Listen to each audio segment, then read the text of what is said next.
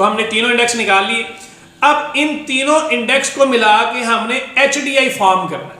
तो इसका बड़ा सिंपल तरीका है कि आप इन तीनों को जमा करें और इनको 3 पे तकसीम कर दें, यानी इसका अरिथमेटिक मीन ले।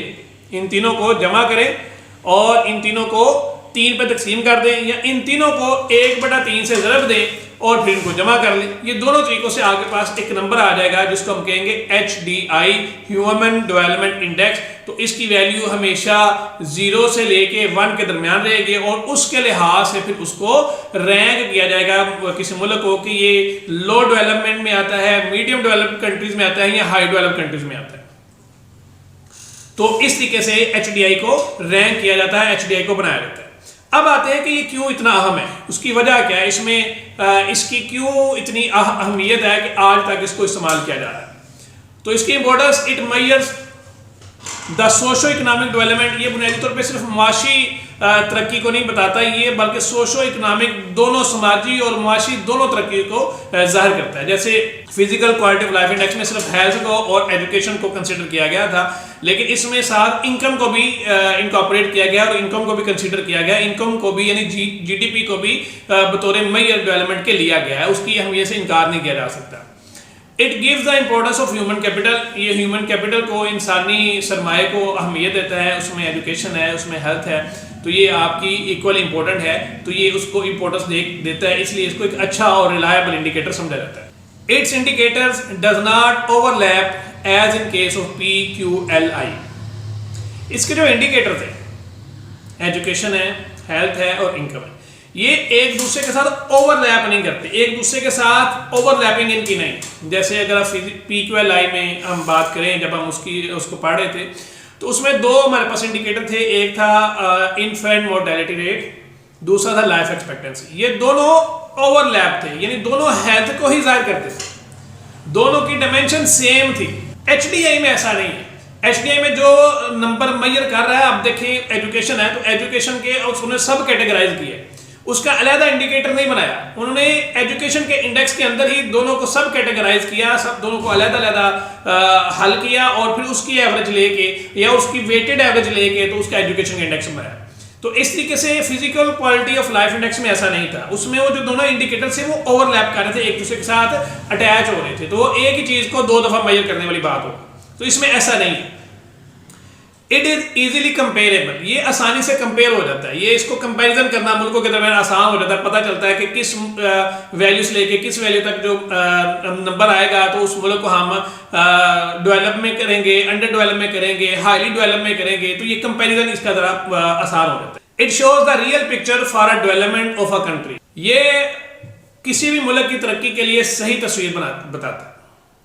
तो हमने ऑलरेडी डिस्कस किया इस मामले में कि सिर्फ GDP का बढ़ना या GDP का इंक्रीज होना ही काफ़ी नहीं है, बल्कि इसके दूसरे इंडिकेटर्स भी अच्छे होने चाहिए। तो ये एक प्रिसाइज है, अगर आप ऐसे डेवलपमेंट के इंडिकेटर्स ले तो फिर तो बहुत ज़्यादा इंडिकेटर्स हो जाएंगे, वो तो सैकड़ों में इंडिकेटर चले जाते हैं उसके। लेकिन अगर आप इसकी प्रिसाइज पिक्चर लेना चाहें, एक खुलासा करना चाहें डेवलपमेंट का, तो खुलासा ह्यूमन डेवलपमेंट इंडेक्स में, यानी एजुकेशन में, हेल्थ में और इनकम अगर बढ़ रही है, अगर अच्छी है, उसकी रेट अच्छा है, तो फिर वो एक अच्छा कंसिडर जो ना वो हो जाता है HDI, अच्छा कंसिडर हो जाती है डेवलपमेंट कि कैसे डेवलपमेंट को मेजर करेंगे। तो ये बहरहाल उसके थे इंपॉर्टेंस थी, उसकी अहमियत थी। तो अब आते हैं हम एक नए इंडेक्स की तरफ। 1990 से लेके 2010 तक ह्यूमन डेवलपमेंट इंडेक्स यूज किया जाता रहा, यही ह्यूमन डेवलपमेंट इंडेक्स जो हम लोग पढ़ रहे हैं। लेकिन 2010 के बाद एक नया इंडेक्स ह्यूमन डेवलपमेंट इंडेक्स के नाम से ही इंट्रोड्यूस करवाया गया। वो यही इंडेक्स था, यही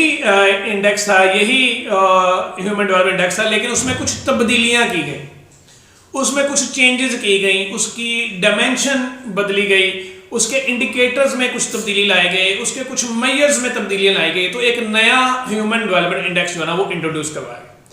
तो उसके कुछ फीचर्स हैं, उसकी कुछ खसूसियात हैं, तकरीबन 7-8 ये खसूसियात हैं जो पुराने ह्यूमन डेवलपमेंट इंडेक्स से मुख्तलिफ हैं, जो बेहतरी की गई पुराने ह्यूमन डेवलपमेंट इंडेक्स में। तो क्या डिफरेंसेस हैं, क्या फ़र्क है पुराने में और नए में? सबसे पहली बात, जो पुराना ह्यूमन डेवलपमेंट इंडेक्स था वो इनकम को मेजर करते हुए जीडीपी को बतौर इनकम कंसीडर करता था कि मुल्क में अंदर जितनी इनकम पैदा हो रही है, जितनी प्रोडक्शन हो रही है, वो जीडीपी को बतौर मेजर इनकम के लेता था। लेकिन न्यू जो HDI है, नया जो ह्यूमन डेवलपमेंट इंडेक्स है, वो GNI को यानी नेशनल इनकम को, वो डोमेस्टिक इनकम को लेता था, ये नेशनल इनकम को भी लेता है। उसकी वजह बड़ी सिंपल सी है, क्योंकि जीडीपी होती है सिर्फ जो ज्योग्राफिकल बाउंड्रीज है वहां पर जो प्रोडक्शन होती है उसको हम जीडीपी कहते हैं। लेकिन जीएनपी या GNI वो होती है जो आपके लोग रेमिटेंसेस भेजते हैं, बाहर से लोग भेजते हैं, उनको भी शामिल किया जाता है। तो अंडर डेवलप कंट्री के साथ ये एक बहुत बड़ा इशू है कि उनकी बहुत सी आबादी दूसरे मुल्कों में, डेवलप मुल्कों में रहती है और वहां से अपने मुल्कों में पैसा भेजती है। तो अगर आप सिर्फ जीडीपी को कंसीडर करेंगे तो आपकी जो वैल्यू वो अंडर वैल्यू रह जाएगी। तो अगर GNI को कंसीडर करेंगे तो आपकी वैल्यू बढ़ जाएगी पहले से। इसलिए इन्होंने न्यू HDI में उन्होंने जीडीपी की बजाय GNI या नेशनल इनकम जो है ना वो कंसीडर करना शुरू कर दिया, उसको मेजर करना शुरू कर दिया। एजुकेशन इंडेक्स उन्होंने टोटल चेंज कर दिया। पहले हम एजुकेशन इंडेक्स में क्या लेते थे, अडल्ट लिटरेसी रेट और ग्रॉस एनरोलमेंट, पढ़े लिखे लोगों की शरह, और दूसरा ग्रॉस एनरोलमेंट के लोग, बच्चे कितने दाखिल हो रहे। अब इसको टोटल चेंज किया गया। पहले नंबर पे इंडेक्स लिया गया average years of schooling of adults at the age of 25। पहला था adult literacy rate. Literacy rate का मतलब सिर्फ वो लोग जो पढ़ना लिखना जानते हैं उनको पढ़ा लिखा तस्वुर किया गया। अब नए डेवलपमेंट इंडेक्स में क्या किया गया कि लोगों की एवरेज एज या मीन ईयर ऑफ स्कूलिंग, एक बंदा कितने साल स्कूल में पढ़ा है, यानी पढ़े लिखने के लिए उसने कितना साल, कितना टाइम अपना स्कूल में लगाया है, तो ये 25 साल तक उसने कितनी देर स्कूल में रहा है, ये उसकी एवरेज एज ऑफ स्कूलिंग है या मीन एज ऑफ स्कूलिंग है। तो एडल्ट लिटरेसी रेट की बजाय ये एक अच्छा मेजर था, क्योंकि एडल्ट लिटरेसी रेट में तो सिर्फ यही पता होता था कि बंदा लिखना पढ़ना जानता है, लेकिन मीन एज ऑफ स्कूलिंग में ये पता चल जाता है कि यहाँ के लोग कितनी तादाद में कितना लंबा अरसा स्कूल में रहे हैं। ये ड्रॉप आउट रेशो को इनकॉर्पोरेट करने के लिए, क्योंकि ऐसा होता है अंडर डेवलप कंट्रीज में या गरीब मुल्कों में ऐसा होता है कि बच्चे तो दाखिल हो जाते हैं, लेकिन वो 1 साल पढ़कर, 2 साल पढ़ के, 3 साल पढ़ के, 4 साल पढ़ के, हद 5 साल पढ़ के प्राइमरी के बाद वो छोड़ जाते हैं। कुछ बच्चे मैट्रिक के बाद छोड़ जाते हैं, कुछ बच्चे 7वीं के बाद, कुछ 8वीं के बाद। तो ड्रॉप आउट रेशो इन मुल्कों में की ज्यादा होती है गुर्बत की वजह से, क्योंकि वो लोग काम करने की तरफ राग़िब हो जाते हैं। तो फिर इस मुल्कों में फिर ये देखा जाता है कि एक मुल्क में एवरेज जो मीन ईयर ऑफ स्कूलिंग है, स्कूलों की एक एवरेज लाइफ लोगों की कितनी है, 25 साल तक पहुंचे। तो लिटरेसी रेट के बजाय इसको कंसीडर किया गया। दूसरी बात इनरोलमेंट में इशू ये आता था कि बच्चे दाखिल होते हैं लेकिन उनकी जो ड्रॉप आउट है वो कंसीडर नहीं करते थे। तो उस ड्रॉप आउट को कंसीडर करने के लिए इनरोलमेंट की बजाय उन्होंने कहा expected mean year of schooling कितनी है, यानी कि एक बच्चा जो आज दाखिल हो रहा है वो एक्सपेक्टेड कितने साल तक उस स्कूल में रहेगा, वो कितने साल तक स्कूल में पढ़ता रहेगा, उसकी एक्सपेक्टेड वैल्यू जो ना वो ले ली गई। तो उसको और ड्रॉप आउट के जो इफेक्ट को ऑफसेट करने के लिए बुनियादी तौर पर इन दोनों को एवरेज ले ली गई, इन दोनों की एवरेज।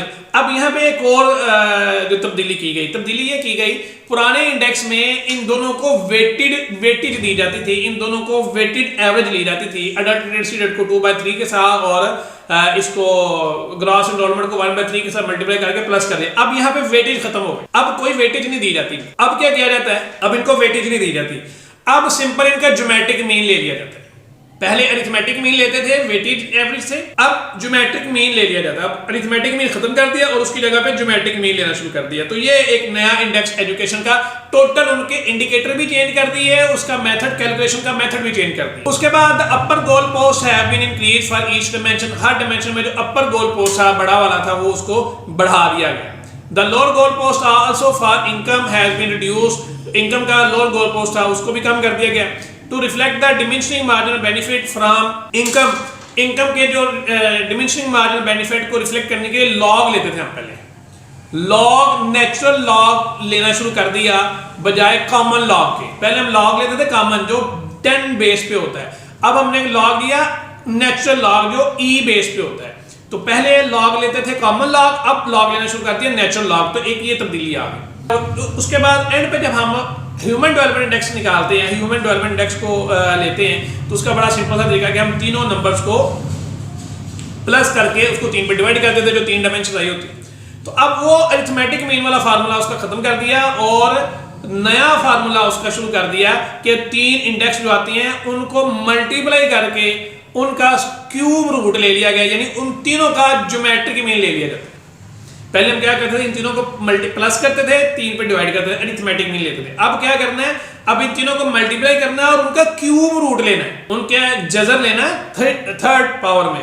तो क्यूब रूट उनका लेके यानी वो ज्योमेट्रिक मीन बन जाएगा, तो उनका ज्योमेट्रिक मीन लेना, इस तरीके से उनका आ जाएगा HDI, new human development index, जो पहले से ज़्यादा बेहतर है, उसकी ज़्यादा इंडिकेटर ज़्यादा अच्छे हैं, डायमेंशन ज़्यादा अच्छी है और कैलकुलेशन का तरीका ज़्यादा अच्छा है। तो कैसे कैलकुलेट करना, उसमें लाइफ एक्सपेक्टेंसी का फार्मूला वही एक्चुअल वैल्यू -20, पहले 25 था, अब इसको लोअर पोस्ट को खत्म कर दिया गया, कम कर दिया गया, 20 रख लिया, और जो अपर वैल्यू वो रख दी 83.6 -20, ये लाइफ एक्सपेक्टेंसी आ गई।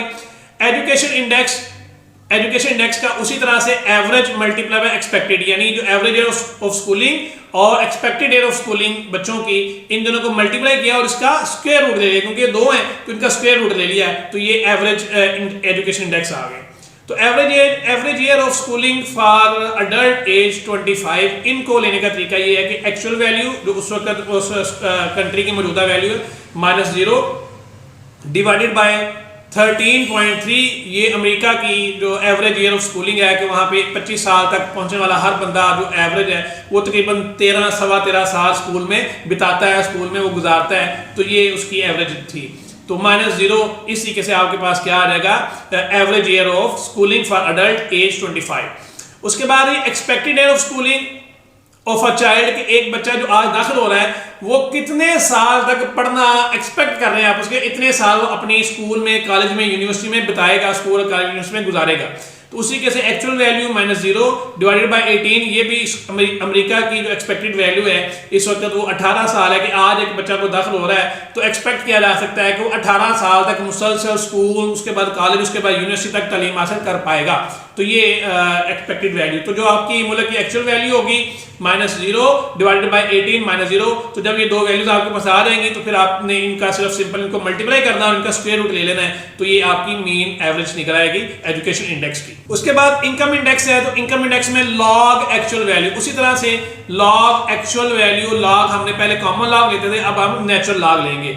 Log actual value minus log 100 divided by log 87,478, ये मैक्सिमम जो गोल पोस्ट हमने सेट किया, पहले 85,000, पहले 40,000 था। आपको याद होगा पहले जो हमने ओल्ड ह्यूमन डेवलपमेंट इंडेक्स की बात करते थे उसमें 40,000 था हायर गोल पोस्ट, अब इसमें बढ़ा दिया गया, ये 87,478 डॉलर जो ना वो अपर गोल पोस्ट बना दिया गया। तो लॉग 87,478 माइनस लॉग 100, और ये आपको पास आ जाएगा इनकम इंडेक्स। उसके बाद आपने क्या करना, उसके बाद बड़ा सिंपल है कि इनकम उसको मल्टीप्लाई करना है एजुकेशन के इंडेक्स से, उसको मल्टीप्लाई करना है हेल्थ के इंडेक्स से, और इन तीनों का आपने क्यूब रूट ले लेना है, यानी इन तीनों की पावर 1/3 लेगी। इसको जब सॉल्व करेंगे तो आपके पास एक नई वैल्यू आ जाएगी जिसको हम कहेंगे ये न्यू ह्यूमन डेवलपमेंट इंडेक्स है। तो ये कुल कहानी है ह्यूमन डेवलपमेंट इंडेक्स की। पुराना ह्यूमन डेवलपमेंट इंडेक्स भी हमने डिस्कस कर लिया, नया ह्यूमन डेवलपमेंट इंडेक्स भी हमने पढ़ लिया।